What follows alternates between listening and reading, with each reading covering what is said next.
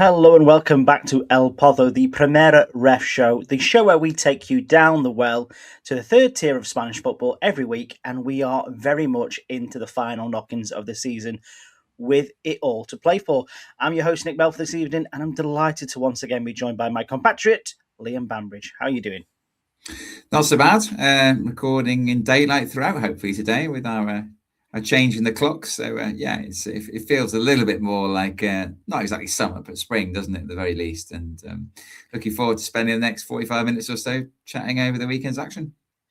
Oh, absolutely, yeah. There's nothing better than sunlight still at 7:30, I find, for my mental health, or going to Spain to watch football, which I was hoping to do this weekend, Liam, I must be said. But then, in the infinite wisdom of Spanish football and the decision makers there, they've moved the game I'm going to watch from Sunday night to Saturday night. So now I can't. So I might have to go in search of some El Pozo-ness instead. But we'll see how we fare on that. Should we talk about some news anyway? Because we've got a couple of bits and bobs. You'd think we've run out of news so far this season, but we're still scrambling to find some. One is quite fun, two obviously not as fun. Do you want to start with the fun one or the not as fun ones? Let's be all serious at start and then end on a light note, shall we? The first, I suppose, slightly concerning news we saw, I think probably nearly a week ago now, was that the new owners of Juventud de Torremolinos had not paid the existing debts that were in place when they took over, as has been anticipated. I think it's a news story run by one of the Spanish media outlets saying that they were actually looking to relocate the club. And this was denied later in the week. There was a statement, I think, released by the club saying they were working very hard with the council. This wasn't true at all. You just worry, don't you, in these situations, though, Nick? Like, there's very rarely smoke without fire, is there? And I can't help feeling that maybe this has been something that's been bandied about, at least within the earshot of a person or two who's then passed it on to the press. And of course, we have seen very recently at a different level of Spanish football, San Fernando, a team down in Sevilla, who basically were liquidated by the owners. So that it's a recent, despite the fact that there were the people prepared to sort of take over, it leaves us feeling all a bit uncertain about this. But let's hope that what was released later on the week is bona fide, and that actually, yes, this is just a case of a news story that got out of hand. Yeah, fingers crossed. Obviously, echoes of Atletico Union, I think they were last season, or La Union, the team that Juventud de Torremolinos actually beat to secure promotion to the third tier last season. They were subject to some kind of bizarre wish that they wanted to move the club from Murcia to Malaga. Brought out new kits, brought out new badge, everything, and then basically got told to go back home. This move isn't ratified. So it'd be interesting to see whether that kind of, I suppose, protest goes against it, very similar to what happened there. And ultimately, like I say, there is no smoke without fire, but the club and the local authority have come out and said, look, we're massively against any kind of talk about this. We are building something here. This is a project that we're looking to, establish in the third tier of Spanish football, and it is an important asset to the community. So hopefully, like you say, it's something that doesn't happen, because it'd be horrible to see as well, because Torremolinos is such a great club down there on the Costa del Sol, isn't it? Yeah, very much so. I've been there before, their Primera RFEF days. Really enjoyed it then. Can't wait to get back there at some stage. And I'd be gutted. They've had a really good season. It looks like they should be able to stay in this division for a second year. And this is just another unsettling piece of news for them. Obviously, remember earlier on the season, the players weren't getting paid, and everything looked to have changed for the better. And I suppose that takes us really on to our next story, doesn't it, as well? Again, a bit of a gloomy one. Cartagena owner Alejandro Arribas, who's only taken over there a couple of months ago. There's talk that he's already trying to sell the club because he's found out that how much it owes to various people, I think most notably to the Spanish Inland Revenue, is much higher than he expected. I just don't understand the story really, in a way, Nick, because surely the whole point of due diligence, which I'm sure exists in Spain as well, would mean you had to show your books, and essentially the figure being mentioned is nearly 14 million euros. Well, I can't imagine why he wasn't aware of that before he took over. But the fact remains that he doesn't appear to think that he was, and he now wants to try and get his money back, what he's already put into the club, which I think is about €2 million. And that's a really sad situation, because we thought, as I say, that this was another club that had taken a turn in the right direction, and now they're back into uncertainty and with facing some enormous debts with which to deal. Yeah, and it's a very curious case around anything that Arribas ties and such. Obviously, we had concerns about them taking over Arenteiro not too long ago. They have also got maybe, I think it's a bit of bad history with Rayo Honda. So it is concerning, because, like you say, you would think that they would have known about this. This is, I find it hard to hide my treats in the treat cupboard. So, stuffing £14 million behind the back of a sofa isn't really going to help any club. And I suppose, like say, these are, I suppose, expected debts. This is a club that came down from the Spanish Segunda last season. It's a club that fought hard and invested last season to try and remain in the Spanish Segunda, ultimately not successfully. And the disparity between the second tier and the third tier is around €10 million now at the moment. So it's not a surprise that these debts are there. It's just more about how you manage them. And it's a shame that Arribas has come in, promised the world, and already seems to be reneging on what he'd said he would do. I would agree with that. Yeah, there was some talk that there was €500,000 worth of debt that had been hidden from him, and that's possible, I suppose. But I don't know how you usually say you hide nearly €14 million worth of debt. You would think he would know what he was getting himself into, and it doesn't leave a great taste in the mouth, does it? Really, overall, a much happier story in which to end all this. So a little bit of a curious one. There's been a lot of reports over the last few days that Pedro Leon will be Real Murcia's next president. The only problem I can foresee with this right now, Nick, is that he's still playing, which I can't quite imagine he could continue with both roles, could he? I imagine this is something they're looking at doing when he hangs up his boots in the summer. Yeah, it'd be a very interesting dynamic, wouldn't it, to be the president and not being picked for the first team when you are the the player that belongs to the manager who you were also the boss of. I think that's the way it works. But yeah, it'd be interesting. I think it'd be a great role for him, and obviously it's not unusual for former players and certainly icons going into those kind of roles as a president or a sporting director. So it'd be interesting to see, whether he does it before he does hang up his boots, or whether he hangs up his boots before the end of the season. Who knows? But he is a legend down in Real Madrid. Obviously, it's his hometown club as well. So I can't think of a better move for him. I actually thought he might become manager at some point this season, Liam, if I'm being perfectly honest. Again, with the amount of managers they're going through, I thought this one could be on the cards. But I guess president's even better, maybe.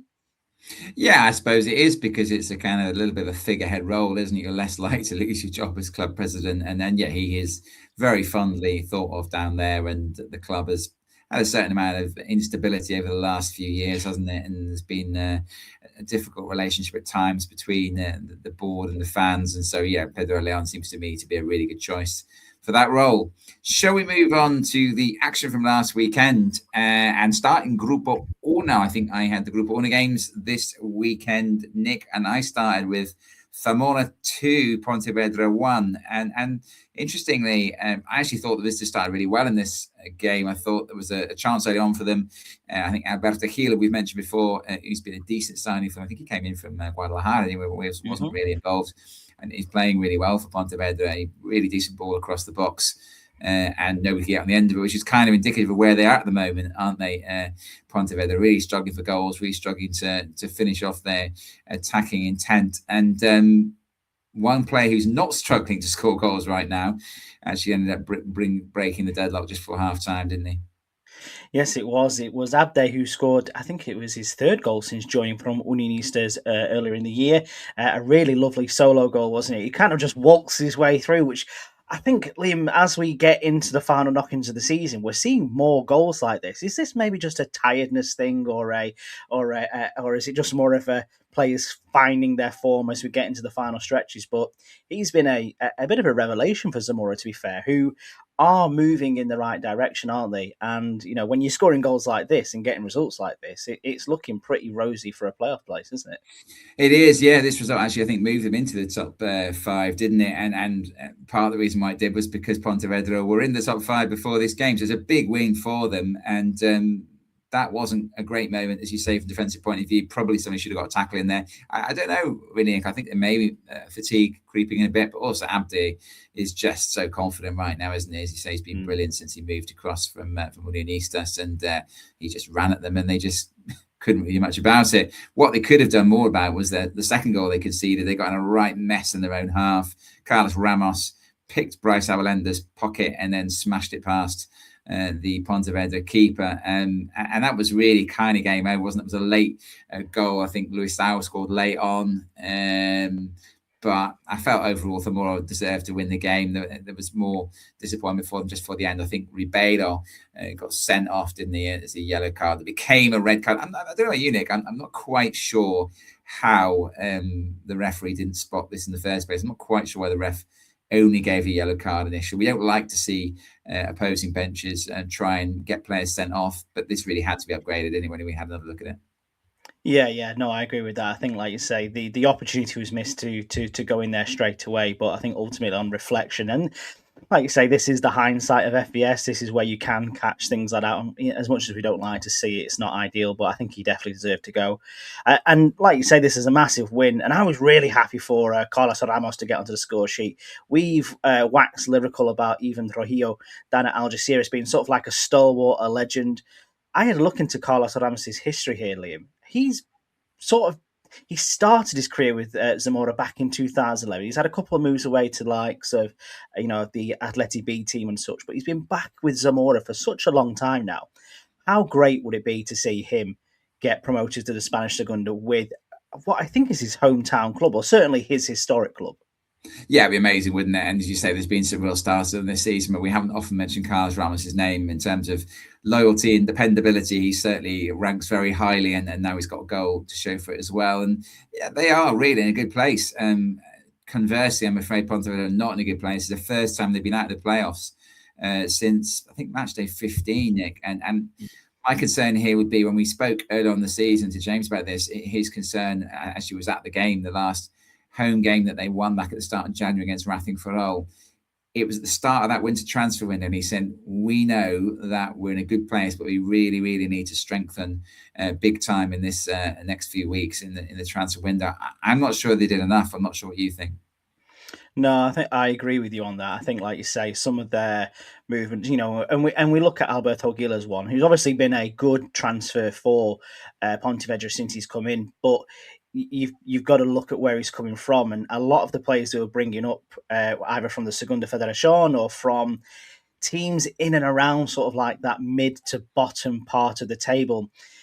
Again, it's not really showing the ambition going and finding like a Segunda striker, for example, who might be available on loan, or bringing in, one of the hottest prospects in the league, like Ibiza did with Islava, for example. So I think he's absolutely spot on, as are you. But ultimately, again, we've got to ask ourselves this question when we look at, at the likes of Teruel, Talavera, Europa, Sabadell, even if it doesn't come off. These clubs all got promoted from the Segunda Federación last season. I think anything but relegation is probably a bonus for them. So if Pontevedra can get themselves in and around the playoffs, maybe string just a couple of wins, in these final few games, they give themselves a real opportunity, haven't they? Which I don't think any Pontevedra fan would have thought of at the beginning of the season. And that's the bonus, really, isn't it? The fact that they're in the conversation is of interest. Yeah, very much so. I think it is a case of managing expectations here, isn't it? And I suppose those expectations have all been raised by, as I just said, a period of 15 match days in the top five. So, of course, you're then going to think, right, we need to now really, really push on and get an unexpected finish in the playoff places, and see where we can go from there. But yeah, absolutely right. Look at the table. We're going to talk about some of the teams they came up with a bit later on in the show, and they're all struggling in the relegation zone or just above it, aren't they? So yeah, absolutely, they are, I think, by some distance, the best performing newly promoted side in Grupo Uno, and that is important to remember when we think about how they're falling off a bit in these last few weeks. They have still massively overperformed before then, so we need to keep perspective. And also, we know full well that they don't have the sort of money to go out and sign somebody like Islava. So they even at this level where you can spend what you like. If there's no limite salarial or anything, they can spend whatever however deep their pockets are, they can empty them out. And Pontevedra don't have particularly deep pockets, so they've got to live within their means, and they have done so, and that may be why they're not really where they want to be right now, heading in the wrong direction. A team who has got plenty of money to spend, and I don't think will be with us much longer, went to Talavera this weekend, didn't they, Tenerife? It ended goalless, but we did say this would be tougher for Tenerife, and these two's respective league positions suggest, and it proved that way, didn't it? Yeah, it really does. There seems to be something about Talavera. When they play sides towards the top end of the table, they do seem to bring their A game a little bit more, don't they? We often gauge games in terms of their intensity and their watchability by the length of the highlights, Liam. This one sort of just crept past the 2-minute mark, and there was a few like that this weekend where you could quite clearly see Primera RFEF scrambling for highlights. But most of the goalmouth action came in the first half, didn't it? Marcus Moreno headed a crossing from just on the right-hand side. It just went wide for the home side. And then Gaston Valles, who obviously we know is with Unionistas early in the season, a bargain buy for Tenerife in January, teed up the shot back for Carlos Alvarez, but it went into the right corner of the area and flashed wide by Javi Bellman. And I think basically this was a game of attrition, really, Liam, wasn't it? Like you say, I think... And I wanted to say this about Tenerife, to be fair. We've spoken about them a lot this season, how many goals they score in sort of like the 90th plus minutes. They do find it difficult sometimes to break teams down. And I think this is what Talavera really, really banked on in this game, didn't they? Yeah, very much so. There really wasn't an awful lot of goalmouth action, you said. I think most of it was in the first 45 minutes. I think both keepers made a good save. I thought Bellman's save, actually, from Barrios was a really good save. It was almost gone past him. He stretched out a right arm, I'm sure. Tom Morgan Charters, our fellow co-host, will have enjoyed that one as a keeper. And Danny Martin made a fairly decent, although probably fairly routine save from a keeper's point of view. Beat away a 25-yarder from, I think it was Isai Navarro. But yeah, a decent height for him to his right. You'd expect to save it. But yeah, all right. I think Belma made another save in the second half to keep one out from Enrique Gallego. He was trying to poke home the opener. But yeah, overall, Tenerife chances. Two, really, two efforts that I could say, were well saved by Bellman. Maybe plenty of threat and a couple of half chances they didn't take. But yeah, Bellman for me has made two saves, and this is a side who are in the relegation zone, and that tells you all you need to know about Tenerife in terms of their potency at times, but also fair play to Talavera, as you said at the top of this. They do come out fighting against the better sides. They've done so in the Eliodoro in the first game and only lost in added time to that one, and they put in a decent performance. They could have won this one right at the end, couldn't they? An amazing goal line clearance, I thought. If you watch this again as well, Nick, David Rodriguez, so smart, and covers a lot of ground to basically save a point for Tenerife right at the end. Yeah, it was a goal. I think it was the sub. Was it Nordin Al Lal who nearly scored the winner there? And like you say, that would have been, sent the home fans into the rafters. It's El Prado, isn't it, where Talavera play, and they do tend to make it, somewhat of a fortress. And the problem is, it's getting so tight down in that bottom 5, or even dare we say 9 for relegation, that draws like this that could have been wins will be the marginal difference come the end of the season. On the flip side, Tenerife, we mentioned Cultural Leonesa last week and sort of like making a bit of a job about getting over the line. We sort of predicted that by the first week of April that Tenerife would be promoted by now. It's not quite there yet, and they've been pegged back now to 10 points. I think there's still 24 points to play for, and they've got that buffer. It's eking it out a bit, and the more that teams chip away at them, the more that they delay this, the more that maybe they might get in their heads, Liam. And I'm not saying that they're going to surrender it, because that would be a massive capitulation. But it does say a lot about how they are limping to the end of the season at the moment, aren't they, a little bit? Yeah, I don't think they've been massively impressive all season, but they've got the job done. And I think a lot of Tenerife fans are already saying, even if we do win this league, which we really should do, I think it's still, for me, a matter of when rather than if.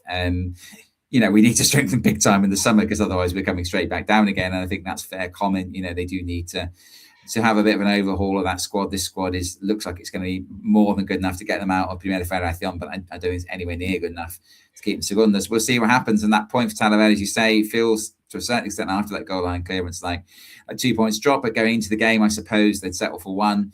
They are now above, I think, Guadalajara in goal difference, but they're still, I think, a couple of points shy of safety in terms of moving out of that bottom five. So a good result, but as I say, that last minute drama made it ultimately perhaps a little bit disappointing. We've matched them so well for the full 90 minutes and then not sneak that winner at the end. Disappointing, I suppose. Another game that didn't give any goals. I mean, to be fair, I did say this wasn't going to be a goal fest. We try and pick games, don't we, Nick? And we try not to mention teams 2 weeks running in our games of the week because we want to watch all the teams and also to give every supporters team a chance to be one of the feature games. So I did pick this game Orense against Ponferradina, knowing it would be tight and it wouldn't be a goal fest, and it ended up 0-0, which wasn't a huge surprise, if I'm honest. No, it really wasn't. The surprise for me when I was watching this back, Liam, is the recovery of the Orense home pitch at Okuto. That has got to be one of the most remarkable mid-season performances I've ever seen. It can't be a new one. Surely they play on it every single week. They've got two sides there. No. We spotted that a few weeks ago. Like, very nice Orense Town Council. To be fair, they've got two teams playing it, as you rightly say. They've got all the Orense as well, haven't they? And so all the Federación. So yeah, we did notice that a few weeks ago. What the hell's happened here? That's rubbing my eyes going, that can't be the same one. Yeah, that's not a Lazarus job from the grounds, I'm afraid. That's a newly laid surface. And he plays very well, to be fair. I mean, they put it down pretty quickly, and they must have put it down in less than a week, I suppose, because they, as you say, they play it every weekend. So yeah, it did play it has played pretty well really from day one, to be fair. When you look back, was it Cafereño at the start of the season who had that pitch that was kind of like half laid, and it's big lumps of turf sort of flying up every time somebody kicked the ball. But they did a great job in this one, and he certainly has helped Orense to have that pitch in better nick, although they didn't really deserve more than the point from this one. I thought Raton was the busier of the two keepers. I thought Carlos Calderon missed one of the chances of the season for the visitors. Overall, I think 0-0 was about right, but if you were going to choose a more deserving win, I think it probably would have been Ponfe. Both sides had the ball in the net in the second half. I don't know what you made of the Orense goal. I mean, back in the day, long before your time, I remember a guy called, I think it was Steve Sherwood, getting bundled into the net against Andy Gray and Everton Watford. I think it was about 1984. I think our final. Back in the day, you could basically launch yourself and bundle keepers into the net and not bother too much about the ball. But in 2026, thankfully, you're not going to get away with that, are you? Andres Prieto rightly given a free kick for a GBH from one of the home defenders. Yeah, it was quite the clattering, wasn't it, really? But like I said, you've got to take every chance where you can get them, especially when goals are coming to hard to find at the moment. Which is the same for a little bit for Ponferradina as well, who they did have the ball in the net. It was a goal from, I think it was Pau Ferrer to give them the lead, but there was a foul in the build-up, quite a debatable one as well, to be fair, Liam, because it looked like it was not off challenge, if that makes sense. It seemed like it was an opportunity to try and win the ball for the Orense defender, but it did flow its way through to Pau Ferrer. I don't know what you thought of this one. Should it have stuck? I certainly think Mehdi Nafti thought it should have stuck. Yeah, he wasn't happy at all, was he? He seemed fuming on the sideline. And I get that. I thought it was a soft one. I have to say, I didn't think there was an awful lot of contact there, and Ferrer tucked it away very nicely. But yeah, I suppose one of those. And then Raton made another save near the end, really decent tip onto the bar. I think Sergio Benito smashed one in from about 25 yards out. It was dipping, it was going under the bar. And Raton, who is a really experienced keeper, actually, I remember him around Zaragoza for years, pretty much the number two, but he's a pretty decent keeper to have at this level. And yeah, he made another good save here. And I suppose Ponferradina, they'll be pleased with a sixth successive clean sheet on the road. But the problem is, as you said a couple of minutes ago, Nick, is that they're not scoring. I think they only scored 4 goals in those games. And the last 2 games 0-0 against 2 sides in the bottom 6. That's not good enough, is it? If you want to be in the playoffs, basically. Yeah, I think there could be similar aspersions made to one of the Grupo Dos sides that are just outside the playoffs as well. Yeah, it's good to get the wins. It's good to get points on the board. It's good to be in the picture. But ultimately, when it comes down to the crunch of those playoffs, have you actually got the firepower going forward, and that's what would worry me about Ponferradina if they did manage to sneak into that top five. Speaking of Grupo Dos, we have a look at some Grupo Dos games that I got to pick last week, and I think I've picked the lion's share of the goals this time round, which is always fun. Starting in Barcelona, Europa 0, Algeciras 3. This is a massive win for the away side, Liam. But just before we get into the actual game, as you've probably noticed, I've been looking at some of the stadiums and looking at some of the surroundings. I hadn't noticed at the Estadio Candrago that the players have to walk over a rolled out bit of AstroTurf over the running track. I don't know what that's for. I imagine to save the running track is possibly the answer. But I tell you what, it doesn't half give you a little bit of glamour at the Estadio Candrago, does it? Rolling out the red carpet, rolling out the strip of AstroTurf. Yeah, I hadn't spotted that either. Well spotted, and yeah, it must be just because this is a track that's still being used, isn't it? Some of these running tracks around football fields, most notably the one in Mallorca around there. Pitch hadn't been used for years, had it, and so it wasn't really a case of preserving it. But this is Candrago, is obviously a municipal stadium, and yeah, those studs would probably mess up the track quite badly. So yeah, probably a good call. I think early on, probably Europa will feel they should have gone ahead in this game, don't you think? It was a brilliant save from Ivan Moreno. And maybe things would have turned out very differently if that had happened. And then Algeciras put the ball in the net. I think that was a right decision to rule that one out for offside. There's plenty of offsides I don't agree with in Primera RFEF, but this one I think was correct. Decent finish, but yeah, correctly ruled out. I thought 0-0 was about right at half time. Do you think Europa deserved to be ahead? They certainly probably had the better chances, didn't they? Yeah, I would definitely say that they would rue their missed opportunities, and I think this is where maybe the magic of New Sardinia is much needed in these situations. Because I think if they were at their home ground, their proper stadium, then a couple of these chances from close range would have been converted into goals, and it would have been a completely different, setup and situation for the second half. Because ultimately, Algeciras in this second half lane, they just ran riot, didn't they? And it all opens with this absolute textbook example of training ground route set piece routine.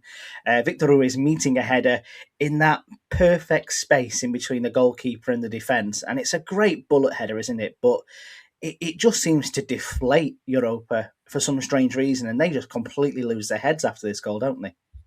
Yeah, they did. I was surprised myself how quickly they sort of lost the plot, really. Company especially. I mean, he's lucky to be on the pitch for me after a challenge in the first half, and then he gets a yellow rather than red, and then he follows through with an elbow, so that's his second yellow card. And as I say, you thought he'd have made the most of the fact that he didn't get an early bath before half time, but he didn't learn his lesson, and so yeah, down to 10, and Algeciras really made that extra man count, didn't they?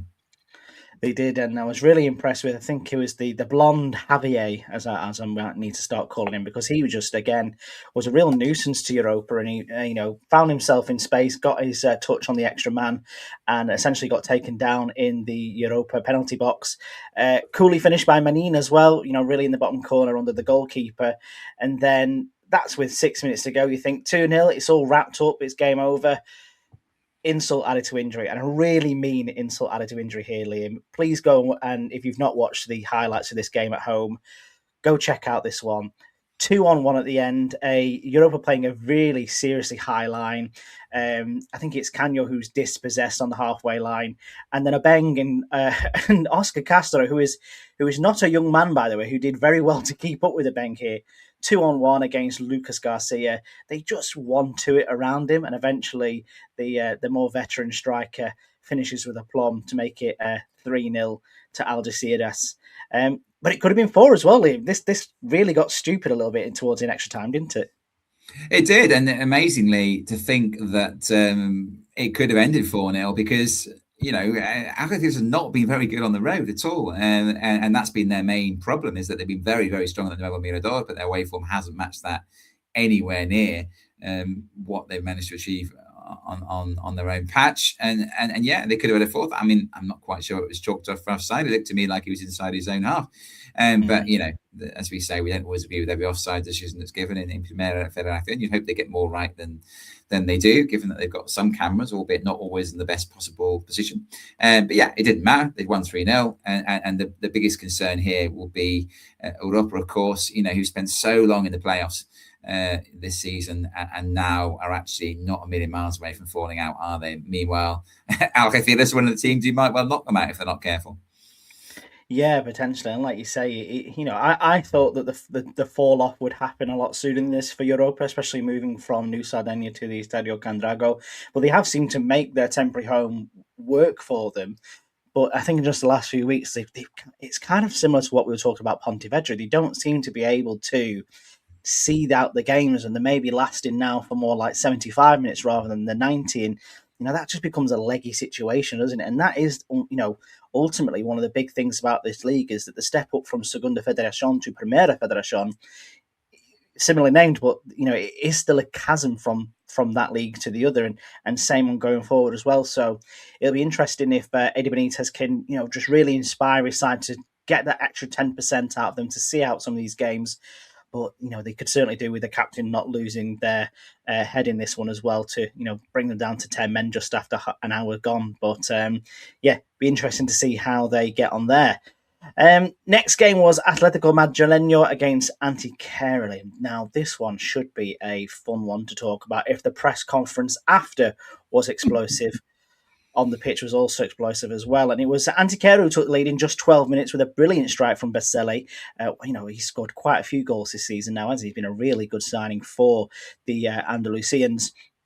And essentially kind of like saw out the first half, really. And I thought Antequera were looking quite comfortable in this until just after the half an hour mark. Hour mark, wasn't it? Hour mark. In the second half, it all just started to go a bit weird in this game. I don't know what you thought about this Arnau Ortiz goal, Liam. One part of my brain says onside, one part says offside. It's a tricky one, isn't it? I think it is. The key thing is, I think they checked this very carefully, didn't they? And although it's not totally conclusive, it does look like it comes off an Antequera player, doesn't the ball sort of played through? And I think he's probably offside without that touch. I think when the ball's played through, I don't know. It's very difficult to say. I think. Yeah. I think this has to stand based on what they've seen. We'll talk perhaps about the second and third Atleti B goals in due course, which are a very different story from my perspective. But yeah, I think this is a fair goal, reasonable enough. And amazingly, after that, Antequera went back in front, which was brilliant. From an Antequera point of view, anyway, perhaps not so much from an Atleti B point of view. I'm sure Sabadell was sitting there thinking, this is great. Although they probably weren't actually, because I think they were already playing by this stage, so they wouldn't be watching what was going on up in Madrid. But yeah, we've got 2 penalties to talk about, haven't we? Now, it's very difficult for us, isn't it? Because our dislike of filiales is well known, and we always try and keep things on an even keel, even though we don't like them. We do sometimes grudgingly pay them some respect. But I think both of these penalties are really, really poor decisions. And yeah, I can quite understand why Abraham Paz absolutely lost it in the press conference afterwards. Yeah, it's really hard to put into context. I suppose the 2 scenarios we see here, I think the first one is you look at the player who's gone down in the box, and forgive me, I don't learn filials players' names. I do apologise, but he just seems to, you know, he beats his man fair and square, in my opinion. He's got in behind the final line. However, it's just the faintest touch on his arm, and he's gone down as if he's been absolutely clotheslined to the floor. And you know, and that for me says more about the player going down than it does about the actual instigate the foul, doesn't it, Liam? Because if he stays on his feet and gets his shot away, there's a good to fair chance he'll score a pretty decent goal, and then we wouldn't be having this conversation. But ultimately, he decides to take the easy route, takes a soft touch and goes down. And I just cannot see how the referee, with all the cameras that are at Atleti's training ground, you know, it's one of the most well covered in this division from a FVS perspective, how he's managed to come to the same conclusion that that is a last man foul. And if it is a last man foul, why is the defender still on the pitch? He goes off. He sends him off for it. That's the thing. It's not just the penalty he gives. He sends him off as well. I didn't know he sent him off as well. Actually, that's even worse. He absolutely did. Yeah, I mean, because of course it's not double jeopardy because he has made no attempt to play the ball. Therefore, you can get a red card and a penalty. He's not getting this ball. The ball's run through to the keeper. He's not getting there. I don't think he needs to think about getting shot off because he's not getting there. And if he really seriously believes that much contact is enough to make him hit the floor, then that's utterly ridiculous. And yeah, absolutely pivotal point in this game. And of course, Arnaldi tucks it away to make it 2-2. And I mean, if you thought that was bad, the winning penalty in about the 100th minute is just ridiculous. And again, it's an FES appeal. And what really winds me up about this is that, 99 times out of 100 refs go to the screen and to look at penalty appeals and wave them away. And in some cases, they really shouldn't. And this is one that should have been waved away. And surprise, surprise, it was given. Yeah, it was an odd one, really. The way I looked at this, interpreted it, is that the attacker, the Atleti attacker, is looking to sort of like play as if the foul's coming from the player in front of him. Whereas actually, probably from the referee's perspective, he's looking at the player behind him, isn't he, to see whether he, leans his boots on him. But even again, still, it's not a mass amount of contact, is it? It's like the tiniest, faintest, like graze of just legs connecting more than anything. And it doesn't do anything to trip him up because he's already at this point, in my opinion, in the air, isn't he? He's falling backwards. So how that can happen, I don't know. And again, you see the referee and his attitude towards it, and this is sometimes, I don't know if it's like a Napoleon complex or something, that may be. He just seemed to didn't want to understand the Antequera perspective at all in this. Obviously, they score this penalty, and this really fucks me off. The wheeling away and removing of the shirt when you're playing for a B-side, get in the bin, lad. That's absolutely pointless. And then even at the end, when I think he sends off somebody else as well, if I remember rightly, because he's protesting and saying, "What are you doing?" Yeah. I mean, Abraham Paz was quite clear in his take on it afterwards in his press conference. Sometimes you wonder whether they should have the press conference quite so soon after the end of the game. We did actually just put a little bit of the English translation next to the clip of him in that press conference on our Twitter account yesterday. He just said, I've played more than 600 games of football, at a decent level, and I'm absolutely ashamed of what I've witnessed today. Lack of respect for the city, lack of respect for my players, lack of respect for the Antequera supporters. I can't disagree with them. I thought, as I say, both penalties were shocking decisions. I think these are the kind of penalties that are regularly not given, either the first time of asking or at the second time of asking via an FES appeal by the majority of referees at this level. And, we often hear talk of Spanish football being corrupt, and I don't buy a lot of it, to be perfectly honest. I think it's a little bit over the top in many cases. I'm not suggesting that this referee is corrupt at all. All I'm saying is that with instances like this, it's not surprising that people out there think that there's some sort of conspiracy going on. And we're going to talk about another couple of instances later on in this show, which again really, really have riled me this weekend. So whatever you make of it, the game ended 3-2 to Atletico Madrid. It was a big win for them. They're right in that chase to go up automatically, but it left a real sour taste in my mouth this last few minutes, and I'm sure it felt like that for a lot of other people watching the game. Yeah, no, 100% agreed on that. And like you say, these are the margins where, it's not just Antequera who will be suffering if they miss out on the players, for example. Dare I say, if Atletico Madrileño end up finishing the top spot at the expense of Sabadell or whoever else might be up there, Aldense, for example, at the end of the season, it could come down to these kind of decisions where you think, well, was it deserved? I don't really know. And don't get me wrong, we have got a anti-filias bias here, but it's ridiculous to see those kind of decisions, isn't it? So yeah, let's talk about a happier game, shall we? Because like I said, I can feel us getting angry again, Liam. How we go down to Alicante instead. Hercules 2, Marbella 0. The upturn in form for the Costa del Sol side seemed to come to an abrupt halt, and certainly wasn't helped by Alberto Escassi doing Alberto Escassi things, was it, Liam? Yeah, he's good at being slow, isn't he? He's also quite good at getting sent off, and that kind of really was the beginning of the end, wasn't it, for Marbella? Of course, they've done really well recently, won a couple of games, given their supporters hope they might pull off an amazing escape from relegation. But I think, once he'd gone, and then Escudero scored, didn't he? Torreal involved in that goal, and then Torreal scored the second goal. I mean, I think he's got 4 and 3 now, Torreal. He just looks like absolutely what they hoped he would be in terms of what he's offering them. They have struggled. I think Fransol wasn't really doing it, and Toledo obviously has had to wait a long time to get on the field. I think partly because of fitness, and he's now making up for lost time, isn't he? He looks excellent. Yeah, he looks really sharp, and like I say, some of the finishing here, especially for that second one, is very, very much what Hercules need. To be fair, however, that was a first half of great opportunities and good chances for the home side.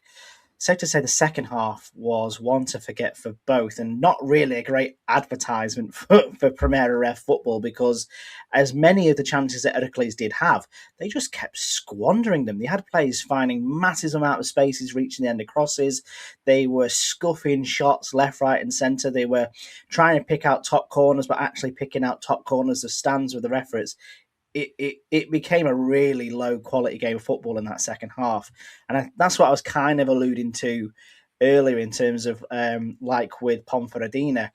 If Heracles have got hopes and aspirations of finishing in the top part, they need their strikers to be playing the full 90 minutes, don't they, in terms of their interest. Playing the first 45 isn't going to do them any favours, and basically just need to get a bit more clinical in front of goal if that second half shows anything to come by.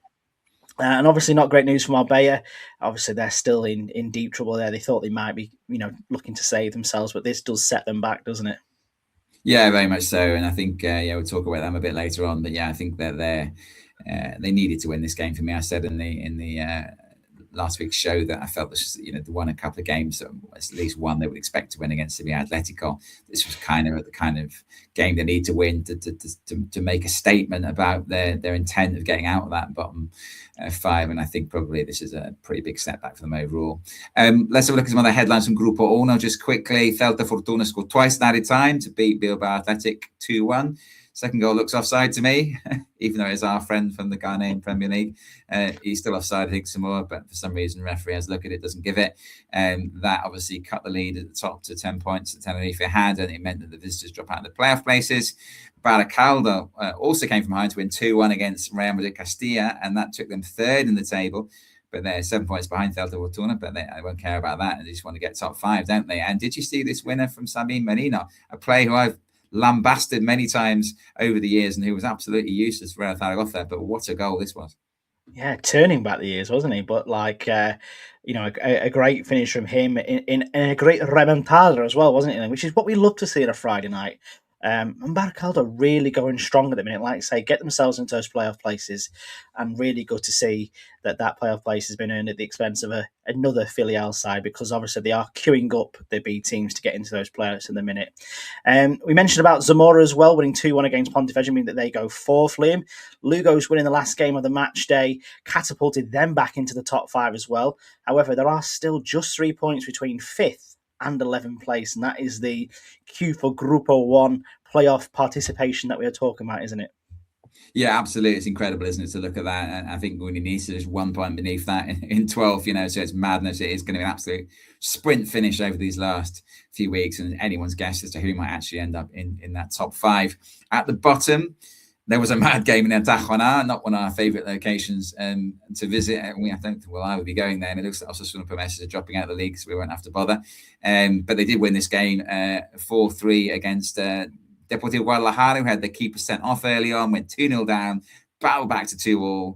Unfortunately, from their perspective, Osasuna Promesas eventually won it 4-3. But perhaps the most stunning statistic from this game was that Unex Olarte came off the bench for Guadalajara in the second half and scored a hat-trick. And according to Pedro Gonzalez, who's the league statistician, who's a brilliant font of information about this league, even though it's not been going very long, it's amazing what he's managed to glean in terms of information over those few seasons. It's astonishing set of facts he has available to him, and he was able to tell me that only one other player has ever done this, i.e. come on in the second half and scored a hat-trick. I think it's actually Ando Yoldi, who ironically I think at the moment is at Osasuna Promesas. But yeah, amazing stuff for that, but worth nothing in the end. Brilliant effort from Guadalajara, but unfortunately nothing to show for it, and that means they stay in the relegation zone. Of course, Osasuna Promesas do as well, because they were bottom. And so do Talavera, Cacereña, and Antequera, who are now bottom. So nothing has changed in that bottom five, although, as we've said, there are a few teams just above it. And one of those is Real Avilés Industrial, isn't it? It is, who we spoke last week about pulling the trigger on Danny Vidal, hoping to turn their fortunes around, but it didn't get off to the best start for Lolo Escobar as the manager of the Asturian side, losing 3-2 to Arenas de Getxo after they'd gone up 2-1 as well. They're now level with Orense just outside the bottom five, whilst Arenas de Getxo, again, we've spoken about Europa doing well, surprisingly, since they went away. They've left Gobela and gone to, I think it's Fedora, isn't it? And, they seem to have settled into life there, the odd postponement aside. And 6 points away from the relegation zone with 8 games to go is a very cosy position for the Bass side, isn't it? Yeah, I think it's a tremendous effort that, and I'm really pleased for John Edith, the coach there, who we met earlier on in the season. Yeah, if they can stay up, that's their only objective, isn't it? And they've got a really good chance now of doing it. And yeah, I think the Fedora hasn't worked out as badly as we feared it might do. From they've certainly picked up a couple of wins, as you say. Grupo Dos. So we mentioned Atletico Madrileño's dramatic late win, and Eldense also won, and Sabadell only drew Villarreal B 1-1. So yeah, there's only, I think, 3 points between the top two in Grupo Dos now. So real 3-horse race for that automatic place. And Villarreal there with that draw against Sabadell also stayed in the top 5. It was 87th minute equal. I think it was very late on, wasn't it? Mistake by Barakaldo for Sabadell. And then obviously the fifth team in that top 5 is of course Europa. But they are well off the top 3 now and not a million miles away, unfortunately, from their perspective, from falling out of that top 5, are they? No, like you say, they still stay in there with Villarreal B just behind them. But again, similar to Grupo Uno, Liam, there is a queue of sides waiting to get in there. Just 2 points between 5th and Cartagena in 9th. There was also important wins down towards the bottom end of the table, weren't they? Massive wins for Real Murcia and Nastic against Sevilla Atletico and Juventud de Torremolinos, respectively. That helps them move them away from the bottom 5, with the win for the Tarragona boys pushing Tarazona into the relegation zone, which I'm sure you don't want to see, Liam, after their defeat 2-1 against Eldense. Yeah, I mean, I don't want to dwell on this too much because we're running short of time. But Juanma Barrero, the Tarazona coach, I mean, I feel so sorry for this man. There have been so many poor decisions, and this is another one where it's a penalty given against them. It's a tussle in the box, but it's a ridiculous decision. The ball's nowhere near. It's a corner comes in from the left. Cubillas, again, who we've interviewed on the show, but no bias intended here and no bias going to be shown. It's not a penalty. 99 times out of 100 is not given. What really annoys me about this, Nick, is that if this is referred to FES, referees never, ever, ever give it. They just don't give it. He gives this one. He's never going to change his mind. He adds insult to injury by spending 5 minutes looking at it when you know he's just going to give it. I'm not saying that completely decided how the game turned out, but, Barrero spoke after the press conference, and I've seen quite a few Tarazona games. They have consistently had really poor decisions go against them in both penalty areas. And again, in this game, Cubillas later on, there's a foul on him in the box, which is every bit as much a foul as the one that he gets pulled up for, not given. And I just feel like, again, we're back to do the league really want Tarazona in this division? 11,000 people, small town. Does it really fit with their kind of vision as to what Primera RFEF should be all about? And I feel very, very sorry for that team right now because they have consistently been shafted this season. And I really hope it doesn't end up costing them. But right now, it's looking pretty grim for them. Yeah, no, it really is. And like you say, I think this is the first time they've actually fallen into the bottom 5 in a while. They've sort of like been circling just slightly above it in the last few months. But yeah, this is obviously a concern. However, we do know that they, have this, really good morale. They've got a really good squad of players together, a really good core. And ultimately, it is still really, really tight in Grupo Dos. 1 or 2 wins or 1 or 2 good results can completely transform your season, seemingly. So it'd be interesting to see whether they can get themselves out of that final occupied place. It's looking a bit more desperate for the likes of Betis Deportivo, Marbella, Atlético Zañoqueño, and Sevilla Atletico as well, because they all lost this weekend. So no movement down there in the bottom 4. And it's looking like that gap is just getting a bit too big now with wins for Nastic and Real Murcia to sort of like turn it around with only 8 games to go, doesn't it?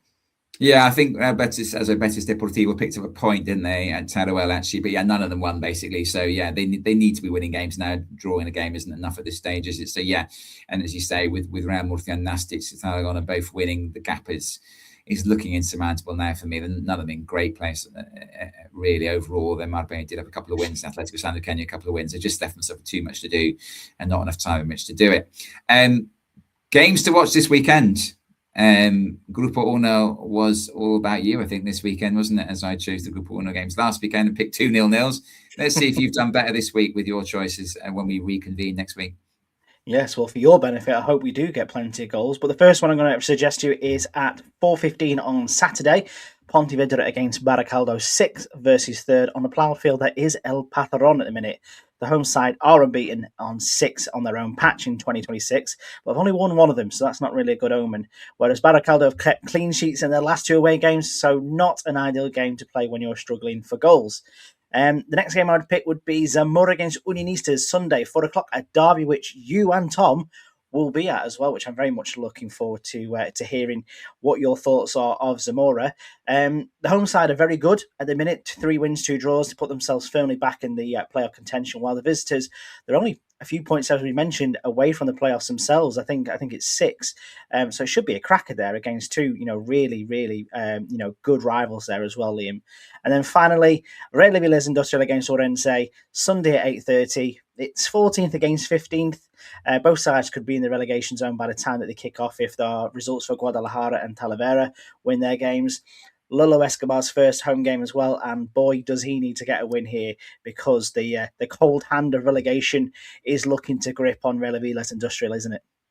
Yeah, very much so. I was a bit gutted that this has been scheduled in such a way so we can't quite make it. I was hoping to get there as well. I really had an ambition to make it the Real Madrid Industrial, but I suppose a few more weeks after this one, try and get there before the end of May. But hopefully, if I don't, then I'll still have a chance to see them in Primera RFEF on next season because really rooting for them to pull off this escape. Well, it's not an escape at the moment, is it? Because they're not in the bottom 5, but they are heading in the wrong direction. And really anything above 15th place or even 15th place will do just fine for them right now at the end of this particular campaign. 3 games to watch this weekend in Grupo Dos. I've picked Eldense Europa, Friday 7 p.m. Big test for the boys from Barcelona. Eldense have the best home record in either Grupo. They've won the last 4 games. They're gunning for the title, basically. And Europa have had an amazing first season at this level, as we've acknowledged already, but they're now just 3 points clear of 6th place Argentinos, not helped, of course, by that defeat last weekend in the battle between the 2 sides. Alcorcon Hércules, Sunday, 12 p.m. 2 hot sides who are in that group of teams just outside the Grupo Dos playoff picture. Alcorcon have drawn 14 games this season, but they are still only 4 points off 5th place. And I think Hércules are 2 points better off in 7th place. So these teams both need to win this game. And Alcorcon just need to stop drawing, don't they, really? But they're still in the picture. And then on Sunday night, Real Murcia against Atlético Madrileño, Sunday, 6:15 p.m. This is the kind of game that probably at the start of the season we thought might be both sides in and around the playoffs. Clearly not the case right now. Curro Torres has guided the home side to back-to-back wins. And they've had clean sheets in both those games. They are 5 points now clear of the drop zone. But to be fair, Atlético Madrileño are a little bit of a different proposition from Talavera and Sevilla Atlético, the 2 teams that have beaten 1-0 in the last 2 games. They have won the last 3 games. They've scored 9 goals in the process, although many would argue they should only have scored 7. But they'll be up for this one. I think Atlético Madrileño, they'll be wanting to play to the best of their abilities on a decent pitch in front of what should be a fairly decent crowd, I would think. And so, those 3 games are my 3. And I'll hope for more goals than I managed to sort out for you in Grupo Uno this last weekend. Yes, absolutely. Plenty of wonderful football games to go and watch. And I really do hope you enjoy your trip to Zamora as well. I'm sure there's going to be a few other interesting places that you're going to go to en route to. I'm sure we'll hear all about it. Also, probably worth noting as well, Liam, just as we start to get into the final knockings of the season, there's only, I believe, 5 games left of the Segunda Ref season moving forward. And we could have our first promoted side this weekend with Real Unión returning to Primera RFEF. They take on Nexera at their home stadium in Irún, one which friend of the podcast, Matt Harrison's going to go watch, actually. I think as long as they win, and I think it's Deportivo Alaves B, and I think it's Udi Logroñez, if they fail to win, I think that's them promoted back in the automatic spot. So I've got our first side back in Primera RFEF this season. And then I think the second one to keep an eye out for, I don't think it can happen this weekend, but it might happen the weekend after, is EU San Andreu from Barcelona. Obviously, big rivals of Europa. Be interesting to see them come up into this league as well. And they are looking pretty much dead cert on for getting promoted. I think one of the interesting things I did say, I don't know if it was AI or something like that, but they were relaying the pitch there at the Nasi Sala and I think in preparation, knowing what they know about being promoted to Primera, they've gone with the grass pitch already by the looks of things. So again, one to keep an eye on. In the news next week, I suppose, Liam. Yeah, certainly they're very close to it, aren't they? It's ironic, of course, that the ground where Europa are playing Can Dragó, I think, is pretty close to San Andreas' home pitch at Nalty Sala. So yeah, that's become an even more local derby for next season. Always presuming that there can't be some miraculous way of laying turf at the Nova Sardinia. I think that's not going to happen, is it? So yeah, that will be a cracking derby to have in Primera Federación. But of course, Europa will be hoping it doesn't happen because they'll be hoping they stay in the playoffs and spend next season in Segunda instead. We will keep a very close eye on that, though. And as you say, there are several other teams with decent leads in the Segunda Federación group, so we may have a few more definite names for you to join us for the 26-27 season very soon. Yes, absolutely. The only downside is, as much as we're looking at losing potentially 3 filiales, Liam, there are 5 queuing up in Segunda Ref to take their place as well. So hopefully they all cock up and stay in Segunda Ref too, and we just get a pure litany of proper football teams for Primera for next season. That'd be lovely, wouldn't it? So yeah, we'll keep you abreast of all the moves up and down the leagues as we get into the final weeks of the season. Liam, I'll say thank you very much for joining me once again this evening. Yeah, it's been a pleasure as always, Nick. No problem. Enjoy your weekend of football in Spain. I'm very jealous. I'll hopefully be out there again with you very, very soon. And to you guys at home, muchas gracias once again. We'll see you next time here on El Podo. Hasta luego.